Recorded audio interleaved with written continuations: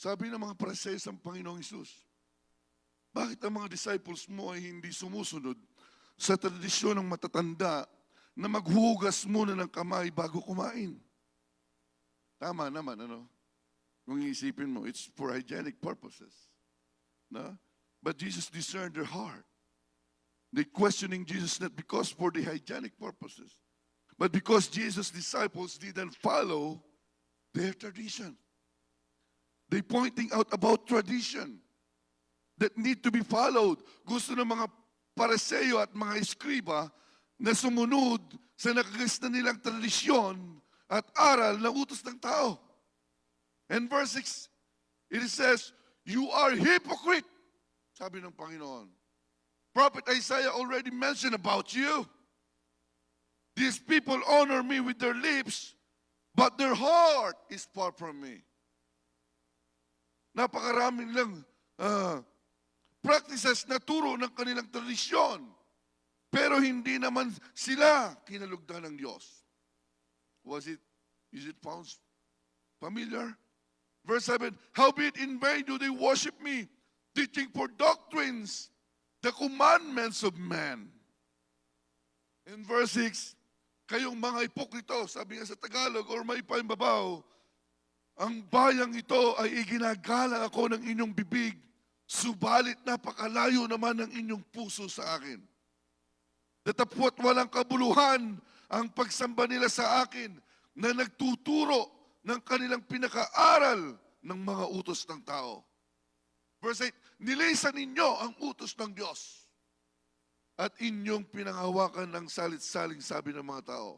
And verse 9, at sinabi niya sa kanila, totoong itinatakwil ninyo ang utos ng Diyos upang maganap ninyo ang inyong mga salit-saling lahi. Grabe mga kapatid.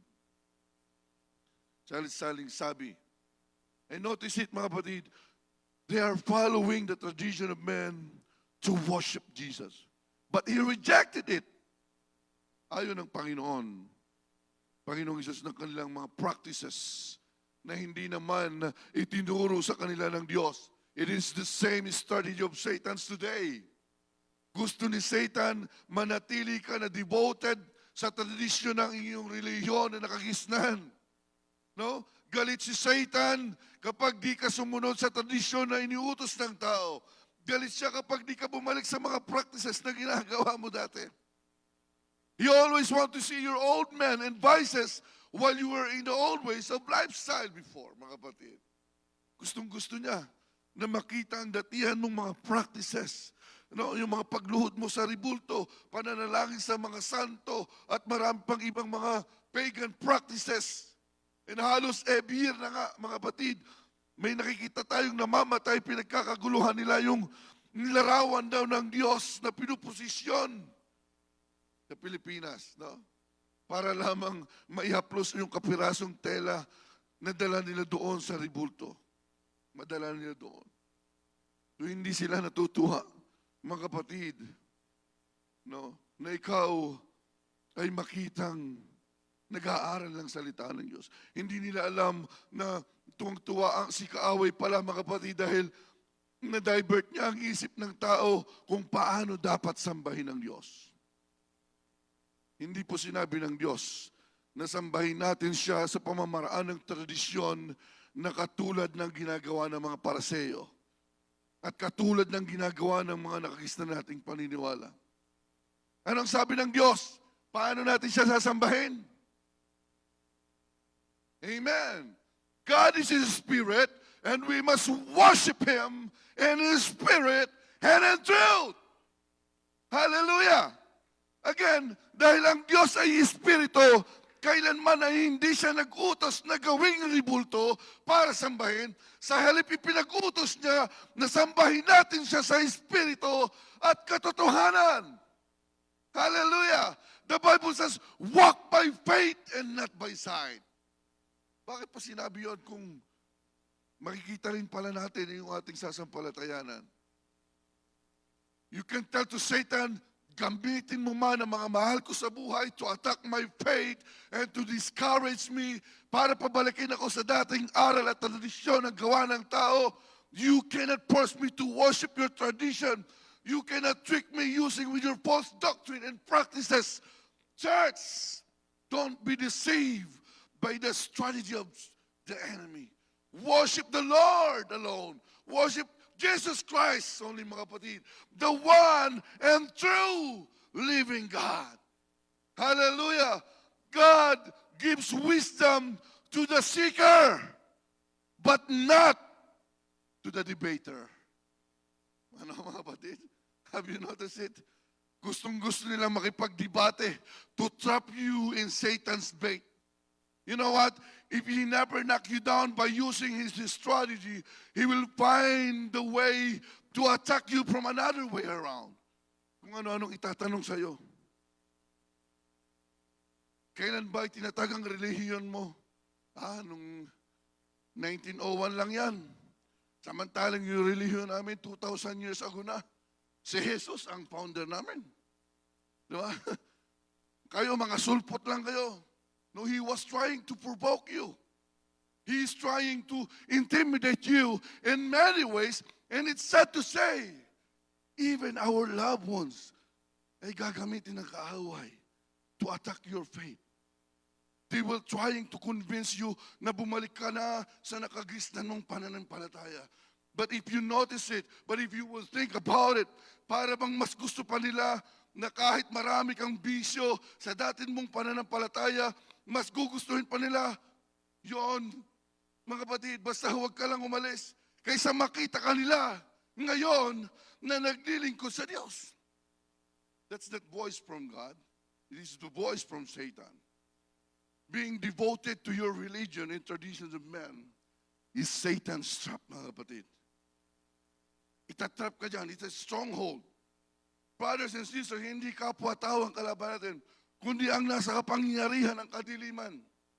Ephesians 6:12, for we wrestle not against flesh and blood, but against principalities, against powers, against the rulers of the darkness of this world, against spiritual wickedness in high places. Mga kapatid, he instilling negative thoughts. Ano kung wala kang alam sa salita ng Diyos at sa mga aral from the Bible, mapapaisip ka ngayon. He could be right. Baka sila nga naman ang tama at baka kasi sila nga naman ang naunang institution or religion noong panahon na yon. Kasi it was established 2,000 years ago. According from their own institution and references, na sila rin yung gumawa. But God gives wisdom to the seeker. Naghahanap tayo ng katotohanan. Binigyan tayo ng kaisipan ng Diyos. If you are truly a seeker for the truth and you stand firm to the Word of God, I tell you, brothers and sisters, Satan would never ever win against it, mga kapatid. Hindi mananalo si kaaway sa salita ng Diyos, mga kapatid. Hindi kailanman magwawagi ang anumang bagay na ginawa ng tao at ni Satan laban sa salita ng Diyos. Hindi lahat ng nauna, take note mga kapatid, hindi lahat ng nauna ay siyang tama. Amen? Don't just simply claim it at sabihin, kami ang una, kaya kami ang tama at dapat sundin at paniwalaan. No, you're not. Remember, si Lucifer man ay nauna dito sa lupa bago dumating si Adam at Eve sa Garden of Eden. Hindi ibig sabihin na nauna siya ay siyang tama. Kailanman si Satan ay hindi naging tama. Actually, he is the reason why Eve and Adam fall into sin. Amen? That's how Satan trying to attack the children of God. That's why I told to everyone, don't stop studying God's word. Because his words will protect you from the fiery dart of the enemy. Religion could not save you. Pumipiyok ako mga kapatid. Hallelujah! Praise God! Religion could not save you, but the Word of God could stand and protect you and save you, mga kapatid. Hallelujah! Alam mo yung gustong-gusto mong ipaglaban ang salita ng Diyos. I don't mind. Sa mga relihiyon na kung anong meron kayo,